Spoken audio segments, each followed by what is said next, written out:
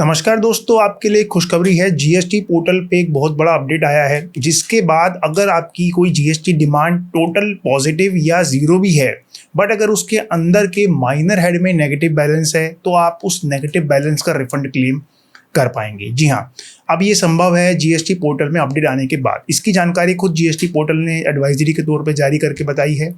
पहले जिन tax payers की total demand या तो ज़ीरो या पॉजिटिव होती थी, वो रिफंड क्लेम नहीं कर पाते थे अगर उनका किसी माइनर हेड में भी नेगेटिव बैलेंस होता था। यानी कि अगर आपकी मान लीजिए सीजीएसटी के अंदर नेगेटिव बैलेंस है, बट आपका एसजीएसटी में ज़्यादा अमाउंट है, जिसकी वजह से आपकी ओवरऑल डिमांड जो है वो या तो ज़ीरो हो रही है या पॉजिटिव हो रही है, तो आप उस एसजीएसटी के नेगेटिव बैलेंस का रिफंड क्लेम नहीं कर सकते थे। बट अब एडवाइजरी के बाद जीएसटी पोर्टल ने पोर्टल को इनेबल कर दिया है, ताकि आप अपने नेगेटिव बैलेंस का रिफंड जो है वो क्लेम कर पाएँ, और पॉजिटिव बैलेंस को या तो आप जमा कर देंगे या आप उस अपील को परस्यू करेंगे, जो भी आपका डिसीजन है।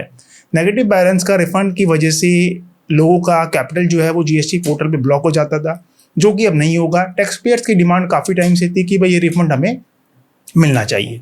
तो फाइनली जीएसटी पोर्टल ने अपडेट जारी करके खुशखबरी दी है।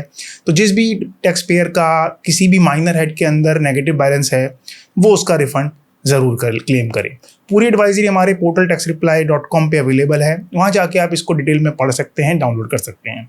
अगर आपको इस जानकारी से रिलेटेड कोई डाउट है, कोई क्वेरी है, तो आप हमें नीचे कमेंट बॉक्स में कमेंट भी कर सकते हैं। हम उसका जवाब देने की पूरी कोशिश करेंगे। धन्यवाद।